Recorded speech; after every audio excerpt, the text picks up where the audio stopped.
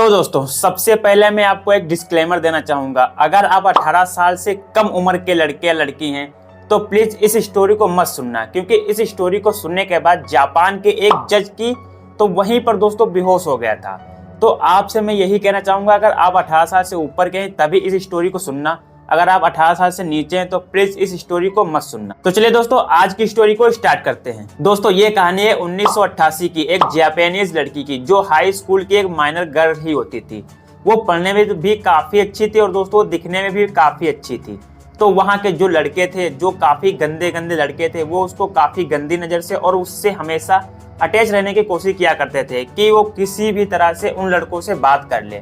लेकिन वो लड़की पढ़ने में काफी अच्छी थी और दोस्तों दिखने में भी काफी अच्छी थी, तो हमेशा उसके आगे पीछे लड़के लगे ही रहते थे। और उसी स्टूडेंट मतलब उसी स्कूल में एक लड़का था जिसका नाम था हिरोशी मिया। वो काफी ज्यादा बदतमीज, काफी ज्यादा नालायक लड़का था। वो हमेशा से उस लड़की के पीछे पड़ा रहता था। लेकिन दोस्तों एक दिन क्या होता है कि उस लड़की को उस लड़के ने प्रपोज कर दिया, और प्रपोज करने के जस्ट तुरंत बाद उस लड़की ने इग्नोर कर दिया। अब उस लड़के का पूरी तरह से ईगो हर्ट हो गया था, और वो लड़का जो था वो पूरी तरह से एक क्रिमिनल गैंग के साथ जुड़ा भी हुआ था, तो उसके पास पावर भी काफी ज्यादा थी। लेकिन वो गर्ल पूरी तरह से माइनर गर्ल थी, तो उसको दोस्तों काफी ज्यादा प्रॉब्लम होने लगी जैसे ही उसने रिजेक्ट किया उस लड़के को। और जो लड़की थी दोस्तों वो पढ़ाई के साथ साथ पार्ट टाइम जॉब भी किया करती थी।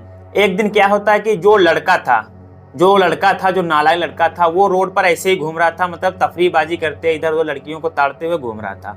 और उसी रोड पर उसको लड़की फ्रूता आते दिखी, मतलब साइकिल से वो पार्ट टाइम जॉब करके आ ही रही थी अपने घर की तरफ से। तो उसने उस टाइम सोचा कि अब इससे सबसे बढ़िया मौका है कि इसको मैं अब मजा चखाता हूँ या इससे मैं बदला लेता हूँ जो इसने मुझे रिजेक्ट किया था। तो वो क्या करता है कि एक लड़का, मतलब अपने ही ग्रुप का एक लड़के को उसके पीछे भेज देता है थोड़ी सी बदतमीजी करे। तो वो लड़का क्या करता है कि उसके साइकिल में लात मारकर उस लड़के को गिरा देता है। जो लड़की थी माइनर गर्ल थी हाई स्कूल की, जो पार्ट टाइम जॉब किया करती थी फ्रूता, उसको गिरा देता है लात मारकर, और वो लड़की गिर जाती है। फिर वो लड़का हिरोशी, जिसने पहले से ही ये सब पूरा चक्रव्यूह रच रखा था, वो आता है कि वो कहता है कि मैं आपकी हेल्प कर दूंगा, मैं आपको घर तक छोड़ दूंगा। ऐसे ही अभी आगे बहुत सारे लड़के हैं जो आपके साथ बदतमीजी कर सकते हैं इस रोड पर, और आपके साथ काफी बुरा भी कर सकते हैं। और उस लड़की को थोड़ा सा तो उस लड़के पर थोड़ा सा तो ट्रस्ट था ही, क्योंकि वो पहली बात तो क्लास का लड़का था और उस लड़के ने हेल्प भी की थी।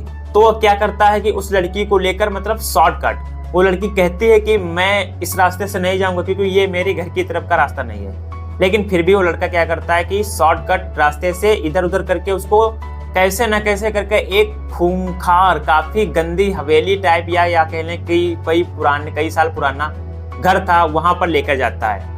अब उसके अंदर वह किसी लड़की चले जाए तो वो कहता है मैं आपको मार दूंगा, मेरा इस क्रिमिनल ग्रुप के साथ पूरा कांटेक्ट है, मैं आपकी पूरी फैमिली को मार दूंगा, आप अभी फोन करके बताएं कि मैं घर नहीं आ सकती। मतलब उस लड़के ने उस लड़की से कहा भी कि आप फोन कर दीजिए घर पर कि मैं एक लड़के के साथ अपने बॉयफ्रेंड के साथ घर से भाग चुकी हूँ, मैं अब घर नहीं आऊंगी। क्योंकि ये सब फोन मतलब किया गया था दबाव में, उस लड़के के दबाव में, क्योंकि लड़की को पहले ही उन लोगों ने पूरी तरह से अपनी पकड़ में बना रखा था। उस लड़के ने ये भी बता रखा था कि अगर तुम ऐसा कहोगी कि इसने किडनैप कर लिया तो मैं आपके पूरे परिवार को मार दूंगा।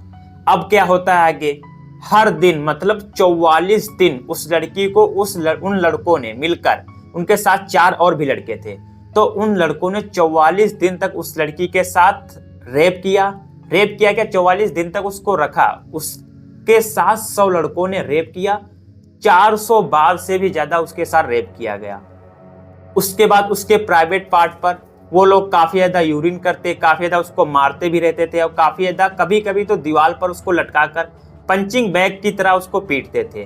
काफी ज्यादा उसके साथ 44 दिनों तक उसके साथ रेप भी किया गया, और 44 दिनों तक लगातार उसको मारा पीटा भी गया। और उसके साथ दोस्तों पूरी तरह से कम खाना दिया जाता था, और दोस्तों कभी कभी तो उसको यूरिन भी वो लोग पिला देते थे। काफी ज्यादा दर्दनाक उसके साथ ये 44 दिन घटे थे। और वो लड़की इतना परेशान क्या इतना मजबूर हो गई थी, तो वो लड़की इन लड़कों से ये तक कहने लगी थी कि मुझे मौत की सजा दे दीजिए, मतलब मुझे मार दीजिए। फिर क्या होता है, वो लड़के उस लड़की को मारते नहीं है, बराबर उसके साथ रेप करते रहते हैं, और बराबर उसको कम खाने के साथ ऐसे ही जीवित रखते हैं, कभी कुछ मतलब उसके साथ बर्बरता करते ही रहते हैं। एक दिन क्या होता है, वो लड़के बोलते हैं कि मैं आपके साथ एक गेम खेलूंगा। वो गेम खेलते हैं सभी लड़के, और जो वो गेम था उस गेम को लड़की जीत भी लेती है। जब लड़की उस गेम को जीत लेती है तब लड़के और ज्यादा उस पर गुस्सा हो जाते हैं। गुस्सा होने की वजह से वो लड़के उस लड़की को जला देते हैं, पूरी तरह से जला देते हैं उस लड़की को है, और जलने की वजह से वो लड़की मर भी जाती है। हालांकि उस लड़की के साथ जलाकर उसको मार दिया, ये तो थोड़ा सा भी अच्छा किया उन लोगों ने, क्योंकि लगातार 44 दिनों में उस लड़की के साथ लगातार रेप किया, ये तो काफी गलत था। तो उन लोगों ने उस लड़की को जला दिया। उसके बाद में उसको एक डब्बे में, काफी बड़ा डब्बे में उसको रख दी, उसकी बॉडी को, उस पर से कंक्रीट भी डाल। इन्वेस्टिगेशन चालू होती है। अब आगे क्या होता है, उस लड़की के फैमिली वालों को ये तो पक्का पता चल गया था कि मेरी लड़की ऐसा नहीं कर सकती है। वो लोग पुलिस कंप्लेंट कर देते हैं, लेकिन पुलिस वालों को 44 दिनों तक उस लड़की का कोई अता पता भी नहीं मिलता है। लेकिन उसके बाद वही 4 लड़के जो पहले से ही ग्रुप में थे हिरोशी की, वही 4 लड़के किसी दूसरे रेप केस में पकड़े जाते हैं।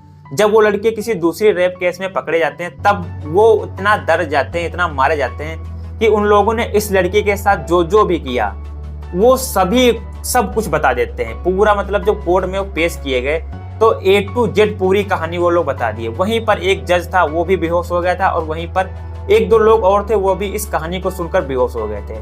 और उन लोगों ने यह भी बता दिया था कि इस लड़की को हमने कहाँ रखा है। फिर वो लोग उसकी बॉडी को भी बता देते हैं कि हमने इसकी बॉडी को कहाँ रखा है। फिर उसकी बॉडी भी मिल जाती है। और दोस्तों इसी के साथ हिरोशी को 20 साल की सजा दे दी जाती है। क्या आपको लगता है इस ऐसे दरिंदे इंसान को 20 साल की सजा दे देनी चाहिए? बिल्कुल भी नहीं। इसको तुरंत ही वहीं पर गोली मार देनी चाहिए थी, या फिर तुरंत वहीं पर फांसी की सजा सुना देनी चाहिए थी। लेकिन ऐसा नहीं करते जापान की सरकार या जापान का कोर्ट, उसको 20 साल की सजा दे देती है। तो दोस्तों ये थी जुनका फुरुतो की कहानी। आपको कहानी कैसी लगी हमें कमेंट सेक्शन में जरूर बताएं, और ऐसे ही नई क्राइम स्टोरी सुनने के लिए हमारा चैनल सब्सक्राइब जरूर कर लें। Thank you for watching.